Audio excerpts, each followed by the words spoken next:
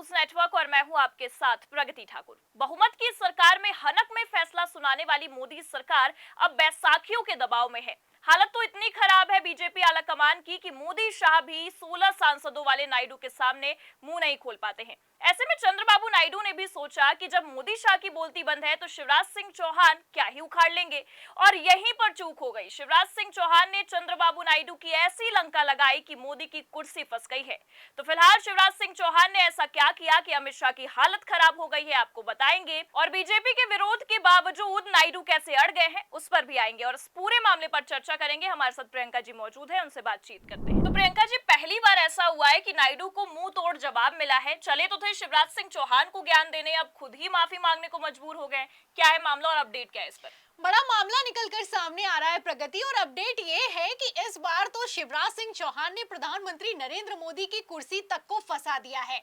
आप अच्छे से जानती हैं कि नीतीश कुमार को भले ही गृह मंत्री अमित शाह मीटिंग में ना बुलाएं या फिर कि प्रधानमंत्री नरेंद्र मोदी नीतीश की मीटिंग को कैंसिल कर दें, लेकिन चंद्रबाबू नायडू को हाथों हाथ लिया जाता है। और कितना हाथों हाथ लिया जाता है इसका अंदाजा आप इस बात से लगा सकती हैं कि चुनाव तो बिहार में है, लेकिन आंध्र प्रदेश में लगातार परियोजनाओं के उद्घाटन किए जा रहे हैं। अभी अभी जब गृह मंत्री अमित शाह आंध्र प्रदेश गए थे तो मन से खड़े होकर खिसियाने लगे थे और कहने लगे कि पिछले 6 महीनों में 3 लाख करोड़ से ज्यादा की धनराशि आंध्र प्रदेश को दी गई है। अमित शाह खिसिया रहे हैं, लेकिन फिर भी जो वित्तीय अनुदान आंध्र प्रदेश को दिया जा रहा है उसको रोक नहीं पा रहे हैं। ऐसे में आप देख सकती हैं कि 16 सांसदों वाले चंद्रबाबू नायडू ने भारतीय जनता पार्टी के आला कमान पर किस तरीके से दबाव बना रखा है। ऐसे में लगा चंद्रबाबू नायडू को कि अगर अमित शाह नहीं बोल पाते हैं, मोदी जी नहीं विरोध कर पाते हैं, तो शिवराज सिंह चौहान क्या ही कर लेंगे। मीटिंग बुलाई गई, बकायदा वर्चुअली मीटिंग बुलाई गई, और इस वर्चुअली मीटिंग में शिवराज सिंह चौहान को एक तरीके से चंद्रबाबू नायडू ने बेइज्जत किया। आपको बता दें, इस मीटिंग को 20 फरवरी को ऑर्गेनाइज किया गया था और इस मीटिंग में नायडू ने शिवराज सिंह चौहान से डायरेक्ट डिमांड करते हुए कह दिया कि किसानों के लिए जो आपने कदम उठाए हैं वो उनके लिए फायदेमंद नहीं है, इसलिए इस कदम को तत्काल प्रभाव से वापस लिया जाना चाहिए। ये कहा गया मुख्यमंत्री की तरफ से केंद्रीय मंत्री को, वो भी शिवराज सिंह चौहान को कहा गया। आपको बता दें, यहाँ पर साफ साफ चंद्रबाबू नायडू ने कह दिया कि जो मिर्च बेचने वाले किसान हैं उनके ऊपर जो आपने प्रतिबंध लगा रखा है 25% का, उसको तत्काल प्रभाव से हटाइए। हम किसानों के साथ खड़े हुए हैं, हम आंध्र प्रदेश के किसानों का हित चाहते हैं। अब यहीं पर आप देख सकती हैं कि आंध्र प्रदेश के मुख्यमंत्री चंद्रबाबू नायडू खेल गए हैं। उन्होंने ये साबित करने की कोशिश की है कि हम तो करना चाहते हैं, लेकिन केंद्र सरकार नहीं करना चाहती है, शिवराज सिंह चौहान नहीं करना चाहते हैं। एक तरीके से शिवराज सिंह चौहान को नीचा दिखाया है और फुल ऑन बेइज्जत किया है। अब इसी को लेकर शिवराज सिंह चौहान अड़ गए हैं। वैसे भी मैं आपको बता दूं प्रगति, शिवराज सिंह चौहान हो या फिर कि बीजेपी के दूसरे नेता हो, चंद्रबाबू नायडू और नीतीश कुमार को ज्यादा पसंद नहीं करते हैं। स्पेशली चंद्रबाबू नायडू के खिलाफ तो कैसे भारतीय जनता पार्टी में तकरार है, ये किसी से छुपा हुआ नहीं है। अब यहीं पर शिवराज सिंह चौहान तो इतना ज्यादा नाराज हो गए, वैसे भी जब से मुख्यमंत्री की कुर्सी गई है तब से खिसियाते रहते हैं। अब जब बेइज्जत किया जाएगा तो जाहिर सी बात है कि जवाब देंगे, और जो जवाब दिया है वो तगड़ा जवाब दिया है। यही खबर का मेन पॉइंट है। मैं आपको बता दूं, शिवराज सिंह चौहान ने जो 20 फरवरी को वर्चुअली मीटिंग हुई थी उसमें तो कुछ नहीं बोला, लेकिन 22 फरवरी को एक लंबा चौड़ा ट्वीट किया है। और इस ट्वीट में मैं आपको बता दूं, चंद्रबाबू नायडू के करीबी और मोदी सरकार में मंत्री टीडीपी के दिग्गज नेता राम मोहन नायडू, जो कि उड्डयन मंत्री हैं, उनको टारगेट किया गया है। शिवराज सिंह चौहान ने बकायदा ट्वीट करते हुए कहा कि जब मैं भोपाल से दिल्ली गया तो जो मुझे कुर्सी आवंटित की गई थी फ्लाइट में वो टूटी हुई थी, मैं परेशान रहा। लोगों ने मुझसे कहा कि आप हमसे सीट को एक्सचेंज कर लीजिए, लेकिन मैंने एक्सचेंज नहीं किया। मैंने सवाल किया कि ये बताया जाए कि सीट टूटी हुई है तो आखिर क्यों इसे आवंटित किया जा रहा है। इस पर मुझे वहां पर स्टाफ ने ये बताया कि ये टूटी हुई है, हमने पहले ही बता दिया था, लेकिन किसी तरह का कोई एक्शन नहीं हुआ है।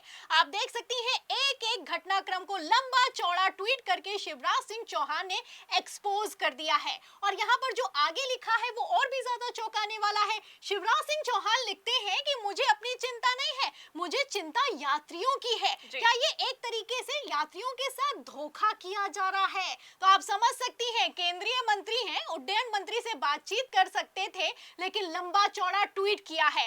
कह रहे हैं कि हमें यात्रियों की चिंता है। अरे आपको अगर यात्रियों की इतनी ही चिंता हो रही होती तो जब दिल्ली के रेलवे स्टेशन पर भगदड़ मच गई थी, क्षमता से ज्यादा लोगों को इकट्ठा कर लिया गया था, 1 घंटे में 1500 से ज्यादा टिकट काटे जा रहे थे, तब आपको चिंता करनी चाहिए थी। जब लोग मर गए थे दब के, तब आपको चिंता करनी चाहिए थी, तब आपको ट्वीट करना चाहिए था, तब आपको इतना लंबा चौड़ा लिखना चाहिए था।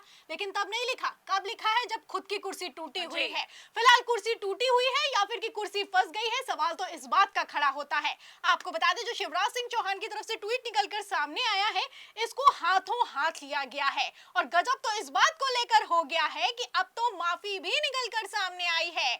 जो राम मोहन रेड्डी हैं, उनके मंत्रालय की तरफ से एयरलाइंस को हिदायत दी गई है और एयरलाइंस ने माफी भी मांगी है। खबर निकलकर सामने आई है। तो आप पूरी क्रोनोलॉजी से इन खबरों से अंदाजा लगा सकती हैं कि किस तरीके से शिवराज सिंह चौहान ने चंद्रबाबू नायडू से डायरेक्ट पंगा ले लिया है। तो शिवराज सिंह चौहान तो खेल गए हैं। ऐसे हालातों में मोदी की कुर्सी का क्या होगा, और जैसे गृह मंत्री अमित शाह की हालत खराब है, वो कैसे डैमेज कंट्रोल करेंगे, ये भी देखना दिलचस्प होगा। मोदी की कुर्सी को कितना भारी पड़ने वाला है, क्योंकि चंद्रबाबू नायडू जो है वो चुप रहने वालों में से तो बिल्कुल नहीं है, बल्कि बदला लेने वालों में से है। तो क्या लगता है कितना असर पड़ेगा? बहुत शानदार सवाल है प्रगति। और चंद्रबाबू नायडू के लिए तो कहा भी जाता है कि हार्डकोर बार्गेनर है। ये नीतीश कुमार नहीं है कि बेइज्जत कर दिया तो घर बैठ गए। ये चंद्रबाबू नायडू हैं, एक्शन भी लेते हैं और दबाव भी बनाते हैं। और इनके दबाव में भी मोदी शाह कितना दिखाई दे रहे हैं, ये साफ नजर आ रहा है। फिलहाल मैं आपको बता दूं कि चंद्रबाबू नायडू वैसे भी भारतीय जनता पार्टी जिस तरीके के बिल लेकर आ रही है उससे नाराज चल रहे हैं। वक्फ बिल ये लोग जो लेकर आए हैं, उस पर चंद्रबाबू नायडू ने अभी तक खुलकर कुछ तो नहीं बोला है, लेकिन उनके नेताओं का साफ कहना है कि इस बिल को हम लागू नहीं होने देंगे क्योंकि ये मुसलमानों के खिलाफ है। एक तरफ अमित शाह कह रहे हैं कि इस बिल को हम पारित करवाएंगे, कानून बनाएंगे, वहीं दूसरी तरफ चंद्रबाबू नायडू ने खुली चुनौती दे दी है और तो और दबाव बनाना तक शुरू कर दिया है। आपको बता दें, तेलंगाना में कांग्रेस की सरकार में रेवंत रेड्डी जो कि मुख्यमंत्री हैं, उन्होंने ऐलान करते हुए कहा कि रमजान के महीने में हम 4 बजे मुस्लिम कर्मचारियों को छुट्टी दे देंगे।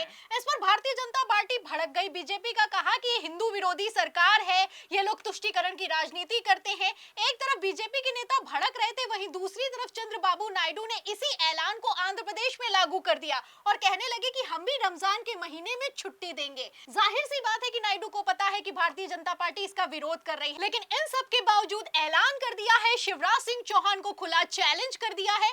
ऐसे में आप देख सकती हैं कि नायडू खेल गए हैं। अब इस खेल में मोदी शाह फंस जाते हैं या फिर कि खेला पलट जाता है, ये देखना होगा। बिल्कुल सही कहा प्रियंका जी, ये देखना दिलचस्प होगा, क्योंकि शिवराज सिंह चौहान ने जो कुछ भी किया उससे साफ साफ मोदी की कुर्सी फंसती हुई नजर आ रही है। क्योंकि चंद्रबाबू नायडू जो है वो बिल्कुल चुप रहने वालों में से नहीं है। नीतीश कुमार की तरह वो कुछ भी एक्शन ले सकते हैं, पर ये आने वाला वक्त ही बताएगा कि क्या एक्शन लेंगे। और आपने इस मामले पर पूरी जानकारी दी, आपका बहुत बहुत शुक्रिया हमारे साथ जुड़ने के लिए। तो शिवराज सिंह चौहान ने जो कुछ भी किया है वो मोदी सरकार को कितना भारी पड़ने वाला है, आपको क्या लगता है? क्या नायडू दबाव में आएंगे या फिर कुछ तगड़ा एक्शन कर जाएंगे? अपनी राय कमेंट करके जरूर बताएं। हमारी बातचीत कैसी लगी, लाइक और शेयर जरूर करें। चैनल पर नए हैं तो सब्सक्राइब और ज्वाइन करना भी ना भूलें। देखते रहिए 4 PM न्यूज नेटवर्क। नमस्कार।